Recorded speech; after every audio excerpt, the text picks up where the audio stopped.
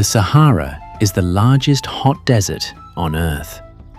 It is a place of extremes, where the sun can kill and the sand can bury whole cities.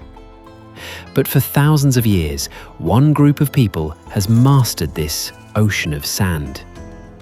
They are the Tuareg, known as the Blue People because the indigo dye of their robes stains their skin.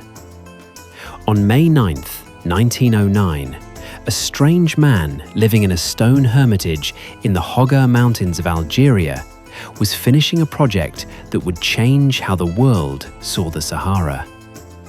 Charles de Foucauld was a soldier turned monk who spent years living among the Tuareg. Today, we look at the day their ancient, hidden language was finally translated for the world. The Tuareg are a nomadic Berber people. They are unique in many ways. For instance, among the Tuareg, it is the men who wear the veils, not the women. They were the masters of the trans-Saharan trade routes, guiding gold, salt, and spices across thousands of miles of trackless waste. But they also had something rare, their own writing system called Tifinagh. It is one of the oldest alphabets in the world, often carved into rocks and desert stones. To the outside world in 1909, this language was a mystery. They were seen as mysterious raiders, but Foucauld saw them as poets, philosophers, and survivors. Charles de Foucauld moved to the Hoggar Mountains in Algeria to live a life of silence. But he became fascinated by the Tuareg. He realized that their history was disappearing. By May 9th, 1909, he was deep into the creation of a massive Tuareg French dictionary. He spent hours every day listening to Tuareg poems and stories, recording words that had never been written in a book before. He documented their complex social structures and their deep knowledge of the stars.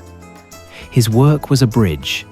It allowed the world to finally see the Tuareg not as savages, but as the sophisticated guardians of the desert's secrets.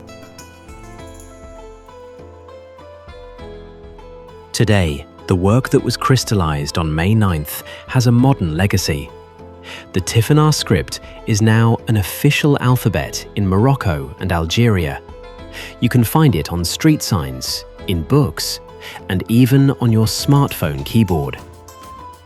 The desert blues music of bands like Tinariwen, which has won Grammys and traveled the world, carries those same words Foucauld recorded in 1909.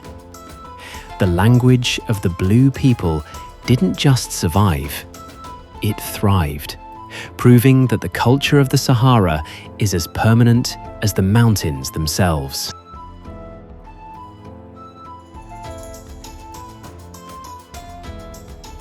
On May 9th, we celebrate the preservation of a culture that the desert couldn't hide.